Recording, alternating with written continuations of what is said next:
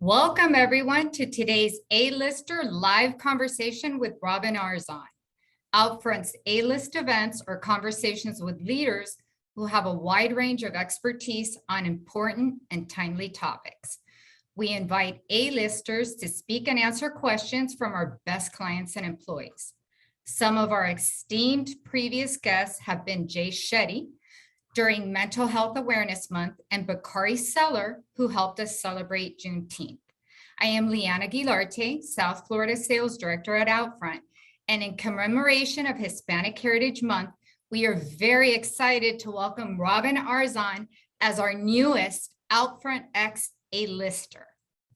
As many of you may already know, Robin is a modern-day Renaissance woman. She is a New York Times bestselling author, Peloton instructor, and holds a law degree from Villanova. Robin discovered her passion for athletics after healing from a traumatic experience through movement. She fearlessly left behind a successful law career, which was inspired by her Puerto Rico-born father, an attorney, to embark on new adventures in the health and wellness space, and has since reinvented herself into an avid ultramarathoner and renowned fitness coach. Greatness is simply the lens through which she operates. As Vice President of Fitness Programming and Head Instructor at Peloton, she believes that sweat transforms lives, and her story is living proof. Her life's mission is to redefine, reform, and rethink possibility through movement. Robin's unapologetic and inspirational ethos has led her to be a sought-after keynote speaker for Fortune 500 company events. She successfully partners with major lifestyle and fitness brands, using her powerful influence to connect directly with consumers through social media. In 2020, she was named one of the most influential people on Fortune magazine's 40 Under 40 list. Currently, Robin is an honoree in Outfront's Spirit of Orgullo Hispanic Heritage Month campaign, which features trailblazers representing tech, finance, entertainment, and media, among other industries. You can see the campaign on digital billboards across the country until October 15th. So keep an eye out for the creative in a market near you. We have some really great questions and conversation pieces to discuss with Robin today. Thank you to everyone who submitted a question beforehand. And remember, if there's time allotting at the end, we'll be answering live questions. So please submit any you have in the chat below. We have a great audience gathered today. So let's get started on getting inspired, motivated, and in the words of Robin Arzón, take your life and make it the best story in the world. Robin, welcome to Outfront. How are you? Thank you for that introduction. Thanks for having me today. So excited to have you here. There's so many people that want to hear your inspiring words and learn about you. And, you know, one of the top things that really comes to mind when we think of Robin Arzón is you're known as the queen to your legions of Peloton groupies. You're known for winning at life, having a hustler's mindset, and letting go of limits. Can you elaborate on your backstory on what brought you to this fitness journey? We'd love to know. Well, I used to be a lawyer, so my days did not look like my days do now. It did not involve movement and sweat and running and Peloton and all that. So I was a lawyer for almost 8 years. I was a corporate litigator, and I fell in love with running when I was in law school, actually. And I really started running to unlock and heal from a traumatic event that happened when I was in college.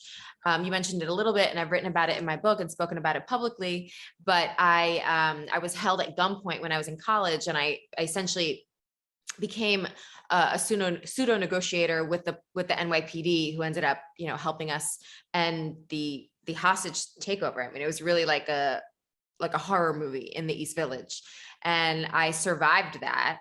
And running became my my therapy. Honestly, it became my form of healing.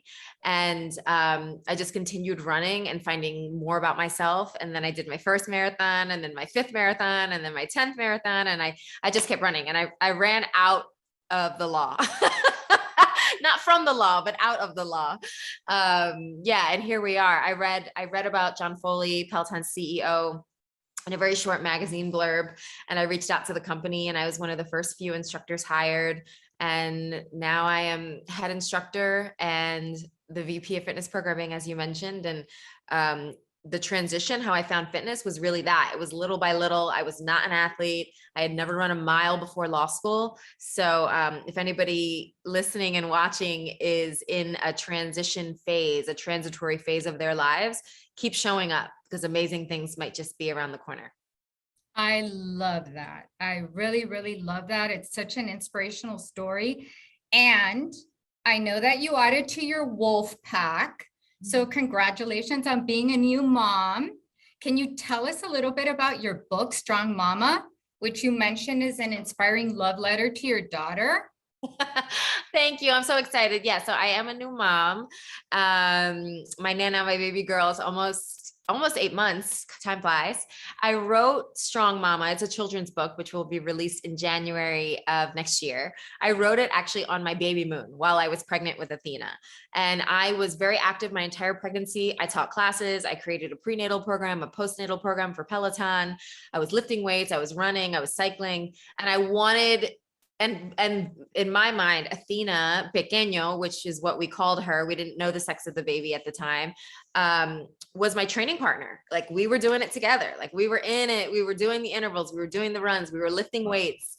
And that was part of the love letter. It was that I wanted to model self-care, for have a storybook where parents could read to their children that really models self-care and movement and an appreciation for endorphins. And then B, I wanted it to have it to really empower the pregnant person to move, in ways that is safe and healthy to move, and see that the baby is there as a participant, and maybe even cheering us on from from inside. Baby girl has done a lot of Peloton classes, let me tell you. We can imagine. I mean, I have no idea how you find so much time to do so many things. And, family is so important to you, because everything we've read about you or, seen that has to do with Robin Arzón is a lot about your family. So we want us to share your little secret resilient stock tattoo. Tell us about your familia and about that tattoo, Robin. So actually, my last name is Arzón. Arzón. Yeah. There's an accent over the O. But so my mom told us growing up that we come from resilient stock. Like, resiliency is in our DNA. And I remember her telling me that as a kid and thinking, like, I don't even know what she's talking about. And then I realized the message she was trying to get across, right? That when how dare I not stand in my power when I'm blessed with like a legacy of resiliency. My mother is a Cuban refugee. My father is from Puerto Rico. My father was born in Puerto Rico, but also grew up partially in the Bronx. And my mother, came literally with nothing. And the Cuban side of my family really rebuilt from scratch when they set foot in Philadelphia, post Castro. And I used to have these stories growing up, and I would, and it was only as an adult that I really started to unpack what that meant, what it meant to be resilient. And the idea that I've been given tools that I can now use to create my next level to, I go deep with it, like healing ancestral wounds and, widening the aperture of what is possible for my baby girl. So she steps into the vastness of who she is with like 2 snaps and a head swerve. So that's what resilient stock is to me. And I have it tattooed on my rib cage. It was one of my first tattoos. I wanted it somewhere where I could see it when I was running, and it was visible to others when I was running, because that's kind of the frequency that I tap into on race day, and frankly, every day. Wow. Pretty amazing. I was dying to hear the story behind that. And you have your first book, since you're a New York Times bestseller, Shut Up and Run. So what inspired you to write that book? Listen, when I was, as I mentioned, I was not an athlete. I was allergic to exercise as a kid. I did anything I could to get out of gym class. Truly, I was like petrified. And I had to rewrite that story for myself as an adult. And I was pretty intimidated by running. There was like so much gear and technology and so much information that I wanted to write the book that I needed. I wanted something that gave me myself and others permission to show up as themselves, right? So it doesn't matter if you aren't the 5-minute mile or the track athlete. And of course, amazing if you were, but I needed to kind of show up like with my red lip and the eyes and the rings and the just like, that was my way of looking good for victory and sweating with swagger. And so I really infused that into the book, which is also a training manual from everything from 5K to a 50-mile ultra marathon. And it's a testimony kind of to the miles that I've put in and the training that I've done. And I really wanted to package that and make it, demystify it. I wanted to complicate this whole running thing. So that's why the title Shut Up and Run is like, are you going to talk about it? Or are you going to do it? Because let's go do it. Well, you are a definite doer, that we know. So can you also share with us what your elevator pitch is, why you are just so passionate about what you do? It just comes out naturally. It's so organic in the way that you present yourself and everything that, you share with us. What is your elevator pitch? I love that question. And I actually haven't been asked that, but I talk about an elevator pitch all the time. So I love being put to task. I am here to start fires. I wrote on a Post-it note when I survived that harrowing experience in the village that I was going to do epic shit. And that is my North Star, whether it's movement, whether it's being an executive, whether it's writing a book, whether it's holding space for conversations like this. I am here to light fires. And I want people to believe that superheroes are real. I believe that the through line to everything I do, the nexus, the stickiness is normalizing everyday superheroes and realizing and having people realize that they are the owners to the stories that they're writing. We need no one's permission to be the superheroes in our own lives. There you go. Bravo. And that is so true and so motivating. So can you give us a little bit of advice for people that are struggling to get into fitness? It's common. I mean, I definitely experienced that. It's intimidating, especially with Instagram and Facebook. And you feel like everybody ran a marathon before you even, had your morning coffee. You're like, is everybody slaying it, but me? So I do get that comparison game is tricky, but I would say the most practical advice is get curious about your greatness. Get curious about something that you might like. Because the friend who might rave about Peloton or loves the Pilates class or loves running marathons, they don't love it all the time. There's an element of discomfort that I don't think people talk about enough, that if you're curious about the greatness and you accept an element of discomfort, that is the rite of passage. Like that's the pivotal point. And start in minutes, not miles. With all the data that we have accessible to our fingertips, we can sometimes get really caught up in like, I went out on a run today, or I got on the bike today, and get caught up in the numbers. Yeah. Aim for consistency over intensity when you're starting out. And it's much more effective to do something consistent and specifically 3 times a week for a month than go ham one weekend, super sore, don't pick it up again for 2-3 weeks. I mean, that's where people fall off the cliff. So I would say start bite size. Don't get caught up in the numbers. Focus on consistency over intensity, and proclaim name it and claim it. Put it out there into the universe and tell people what your goal is. Or maybe it doesn't have to be blasted on social, but tell a trusted friend, tell a trusted advocate, a family member, so they can help keep you accountable. And they can send you that text message, on Monday morning, like, hey, how did that class go? How did that run go? Because sometimes that's the little nudge that we need. But give yourself grace. And also with respect to the goal setting, we've all heard this, be specific.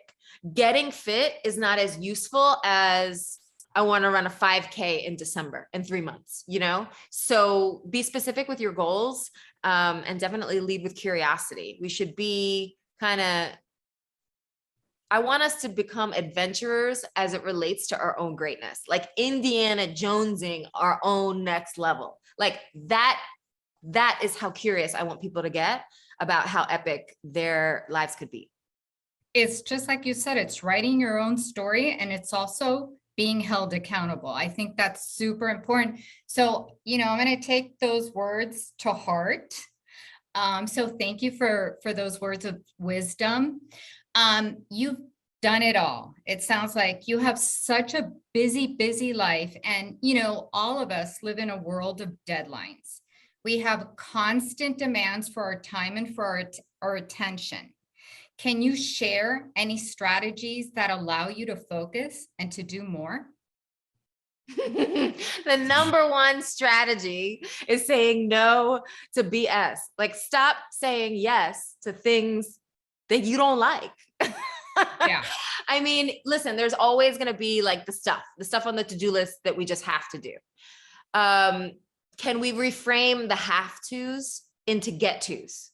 Like, I don't have to pick up my daughter. I get to. I'm blessed to do that. So let's reframe the things we have to do into get tos, 1. And 2, own the no to protect your yeses. How many social engagements or calls or meetings or, just obligations are we saying yes to simply because we feel too guilty to say no? No, no more. No is a full sentence, no period or exclamation point, or no comma, thank you, or however the grammarians want to rock the sentence. It is effective. It is effective at protecting your most valuable resource, your non-renewable resource, which is time. So I am ruthless with my no. I will turn a 60-minute meeting into a 15-minute meeting with the quickness. I say no to almost everything, truly almost everything, to protect my to-do list, to protect my yeses, to amplify the things that are moving the needle on what's important to me. And now also carving out the really, really important time with my family. So that is my number one business tool, is owning your no and really practicing saying no, because it is like any other muscle. You have to practice it. And when you're working with other teammates, especially in the work environment, getting folks to understand that the way you protect your energy, the way you protect your peace, the way you see getting to the bottom line might be different, but let's begin with the end in mind. Include your teammates on how you best work, and it'll be much more palatable for them to respect the no's when you are all getting to yes together. Amazing. Can I tell you, the litigator definitely came out with that answer? So Robin, tell us about mindfulness. How do you define it? And do you have any tools that you feel are useful for mindfulness? Definitely. I mean, I was taught how to meditate years ago when I was still a lawyer, by another former lawyer, actually, funnily enough. So meditation is a tool that I use. There are meditations on the Peloton app, which are incredible, especially involving breath work. So that, that's an entire canon of, that's an entire modality, an entry point into mindfulness that there's tons of research on. I don't personally teach meditation. I'm just a student of it. I will say also what's helped me, something that's accessible to anyone right now, is a simple pen and paper. I journal a lot. Mhm. And it's not like a Dear Diary, this is what I did today. It's more so, usually it takes less than 5 minutes. It's kind of like just bullets. Sometimes it's a brain dump. Sometimes it's a gratitude list. But what's important about the gratitude piece of it is that there's recency. So it'll be like something I'm grateful for in the last 24 hours or in the last week. Because that recency is the trigger for the emotionality behind the feeling. The reason gratitude lists work when they work is because it actually triggers that feeling of gratitude, not just, I love my mom, I love my dad, I love my dog. Yeah. Like, yes, of course you love those things, but what about it? Be specific. Is, my husband made me a smoothie this morning. I'm grateful. So that that brings me into a presence of mind. And I think mindfulness, I find mindfulness a lot in movement as well. My workouts are sacred. And I I always do my own workouts before teaching at Peloton, because it's just a different, my workouts are mine. Peloton workouts, I'm there to hold space and create power for the member. But I define mindfulness as an ability to tune out what doesn't matter and have a presence and a focus. And there are a lot of vehicles to that, but I find movement, journaling, and meditation to be the three primary ones for my day to day. Very, very, very cool. So Robin, tell us, who do you look up to for inspiration or mentorship? Oh, wow. That's a great question. You know, it's interesting in this day and age, folks who I consider mentors are, a lot of them are public figures. You know, they're not necessarily folks who I'm calling on the phone and saying, hey, Bob Iger, I have a question, you know, it's because I listened to his masterclass, you know? Yeah. So that's very interesting. It's a great question. So I loved Bob Iger's masterclass. I love Shonda Rhimes' masterclass, and I have had a chance to work with her. You know, I'm like a old school kind of Brene Brown. Like, I think that she models, vulnerable leadership in a really beautiful way. I think her research and her work is incredible. And I consider John Foley a mentor. I watch him lead Peloton, and it's incredibly inspiring. I think as leaders, we need to start to decipher and distinguish between leadership and management. Management is what happens the day to day. It's the spreadsheet, it's the deck, it's the KPI, it's the agenda on the call. Leadership is creating an ecosystem and a value system that you live yourself in 10,000 small decisions every single day. And it's also what happens within that ecosystem, even when you're not there. So I take that really to heart. And I don't just practice what I preach what I practice. Very, very cool. So you're such a person of influence, Robin, with millions and millions of Peloton fans and followers on social media. If you could inspire a movement, what would that be? Sorry, what's the question? If I could inspire? If you can inspire a movement, what would that be? I think I already have. You have, you certainly have. If anyone's been paying attention, I think I already have. Yeah, I mean, I think I want folks to step into their power. I want them to establish, curate their scope of influence, and really own the pen to the story that you're writing, right? So like, our legacies are as full or as empty as we create them to be. We are writing this story right now. Like, if, Right. you know, if you asked me in the elevator pitch, I said, I want to normalize everyday superheroes. Superheroes are real. I am writing a story right now where the queen saves herself, and I'm writing a story that's better than the children's books that I read to my daughter. And I want you to do the same thing. Absolutely. So we have a really interesting question from one of our guests. It's actually Hannah out of LA. And she writes, one of my favorite things, oh, I'm so sorry. Okay. One of my favorite things that you have said is about the importance of not wasting energy on worry, but instead putting that energy towards believing in yourself. What are some of the tactics you employ day to day when you feel yourself starting to worry, second guessing yourself, or overthinking potential scenarios to channel that worry to confidence instead? That's a great question. So straight up, confidence is a side effect of hustle. Like, confidence is a side effect of hustle, whether that's hustle in a workout, whether that's hustle in a business negotiation, whether that's hustle any way you want to hustle at the dinner table. I don't care how you want to define hustle. Confidence is a side effect of that, because they're all the micro wins and losses where you remember, I've been through worse. I got this. Yeah. I got this. I got this. I made it through the interval. I got this. I made it through the sprint. I got this. So that's really important. And movement is an incredibly illustrative tool of one's own power. I would be remiss if I didn't mention movement.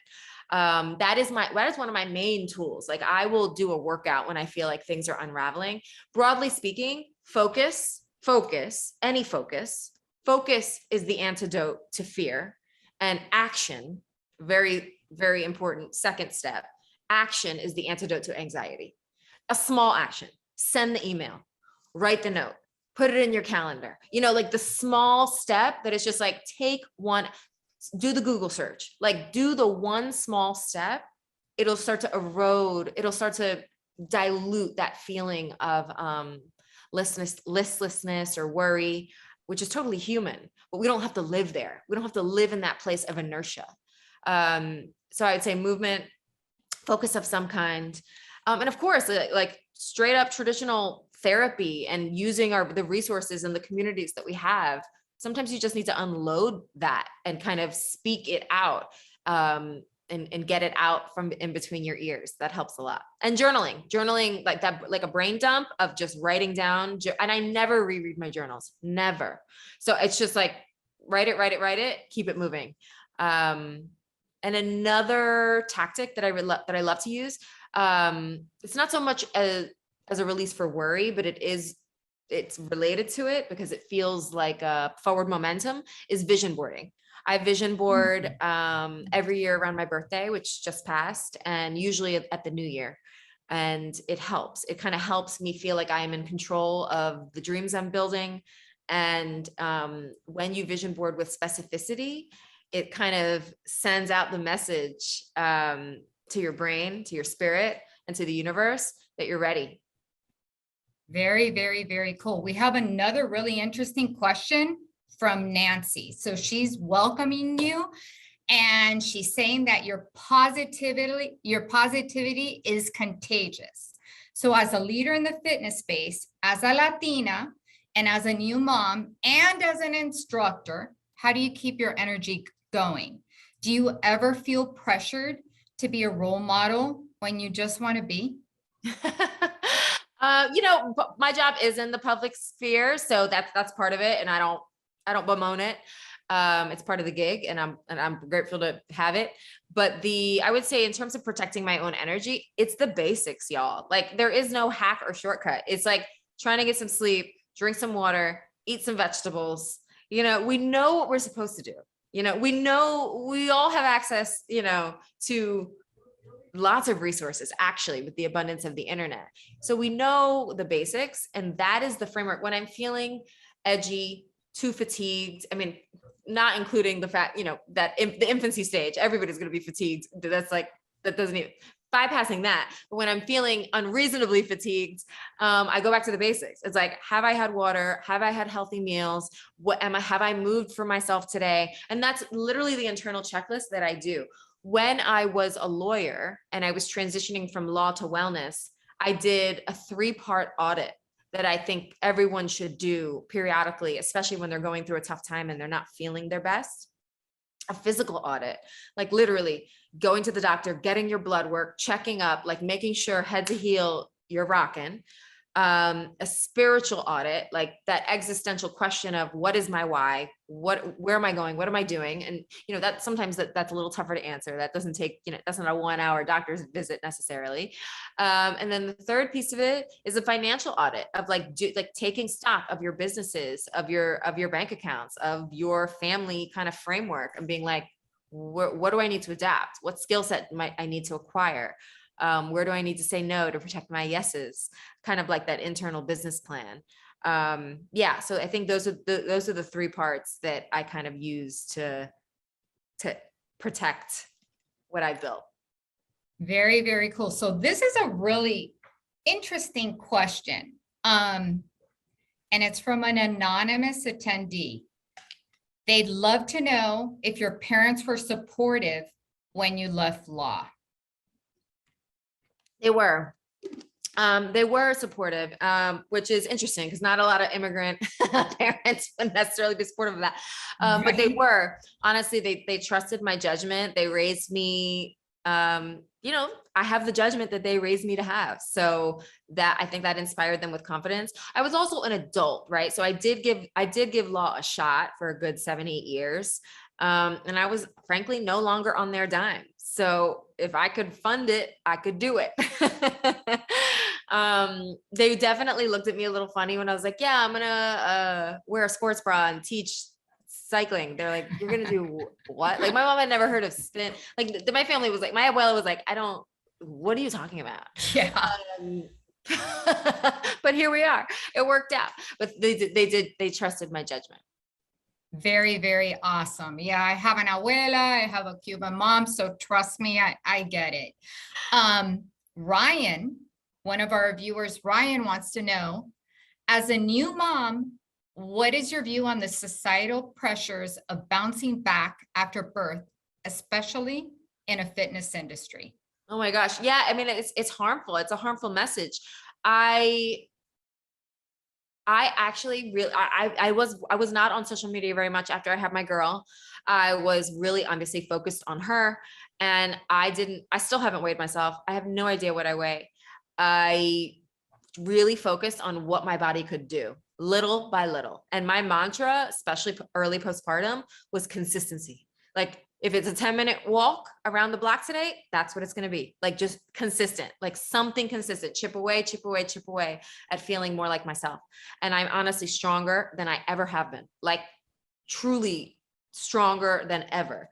And it was just little by little, by nobody's measure of success, but my own. That is really hard. That's really hard. The body image thing is real. But I also made the decision early that I think bounce back is such a misnomer. It's like, I made a whole ass human. I made a whole human. The confidence and the power that comes with is indescribable. So I really, really try to focus on that. I don't choose the ethos of bouncing back. I think that's destructive. I want to rebuild and get to my next level even stronger, whatever that looks like. Fabulous. Question on motherhood. What is it that you found that's been the most surprising thing about being a new mom? Speaking of mindfulness, I think that's a beautiful side effect of, like, when you're just so focused on your kid and they're so excited about this littlest, smallest things. It's a very cool prism to look at the world through. So that has been surprising. Also, honestly, you never know what kind of parent you're going to be until you are one. And I'm a very type A Virgo type of chick. Like I love a to-do list. I love getting it done. But with my daughter, with motherhood, I noticed this during my pregnancy, I have surrendered to things that I can't control. And in a way that I think is very good for me. So that has been surprising. My ability to kind of just be like, here we are. This is what's happening. This is what's happening. I've got somebody's body fluids all over me, and we're just gonna, and I have a conference call in 2 minutes. Like, we're just gonna figure this out, So I think the ability to surrender and also pivot is a very beautiful element of parenthood. Amazing, amazing, amazing. And Robin, one of our viewers wants to know, what are your future goals? I mean, you've accomplished so much. Do you have, looking to the future, any future goals?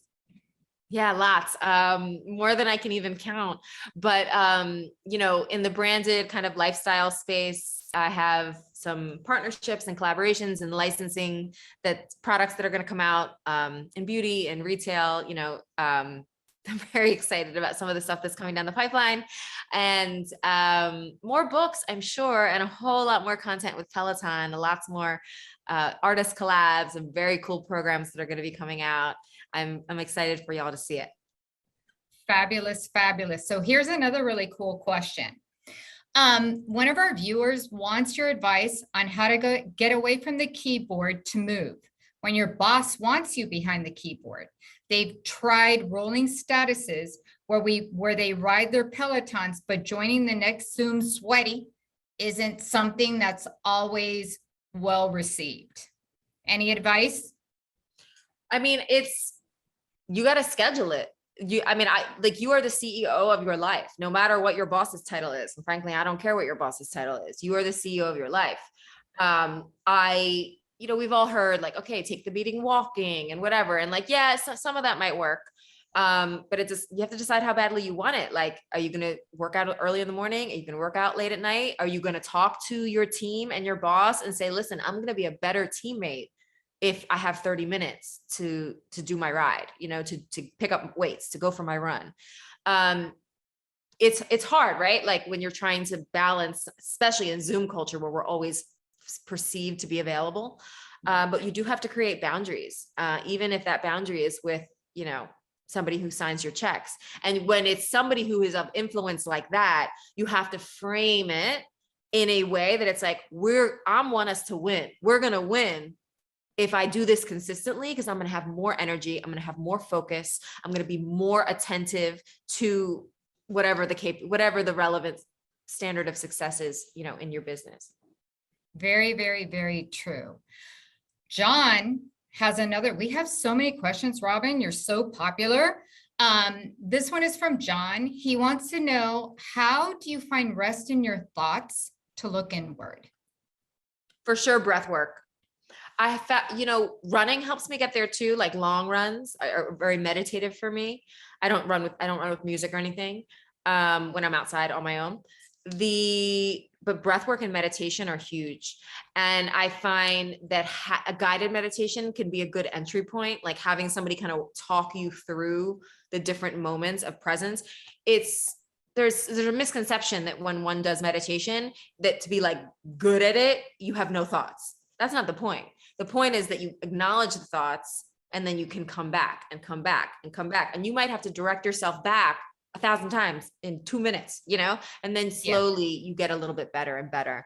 But the same point, back to my mindfulness points, it's movement, it's meditation, it's breath work, it's journaling. Wonderful. Wonderful. So any last words of wisdom on applying the principles of endurance, power, and strength to reach your goals from the swagger whisperer? You know, the reality is that when are you going to put this stuff into action?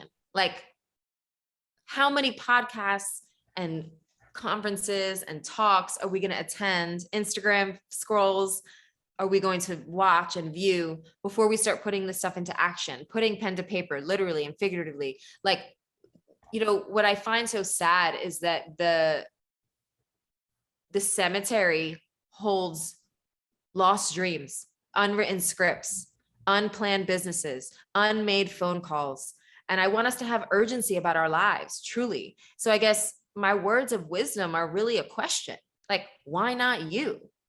Why not you? I have built a life on betting on myself. And it's not because I'm the fastest person or the most remarkable. It's because I have chosen to say yes to my dreams. And it's truly possible for anyone else watching. Amazing, amazing, amazing, amazing. Robin, I think, just like you said in the beginning, you condense everything and you get straight to the point and you make it happen. So, I mean, we asked all of the questions from our viewers. We thank you so much for joining us today and for everyone that tuned into the conversation. Robin, you provided great insights and wisdom. And I think that everyone will take away from this discussion and apply it to their own lives and with their team members. But one last question for you that I wanted to sneak in. How does it feel to be part of the Hispanic Heritage Orgullo campaign across all of the billboards in Outfront Nation? You know what? I felt so flattered to be acknowledged. These little moments are, when I think about moments, neither of my abuelas are here with us anymore. And when I think about moments that would have put a glimmer in their eye, it would have been what you just described, like an acknowledgement nationwide for not only the work, but also for the culture. It's a big deal. That's amazing to hear. Well, we are, on behalf of Outfront, we thank you for sharing your story. You are truly an orgullo to everyone who aspires for greatness. So to everyone that joined us, muchas gracias y buenas tardes a todos. And thank you, Robin. You were amazing. Gracias, Liana. Bye, everybody. Adios. Bye-bye.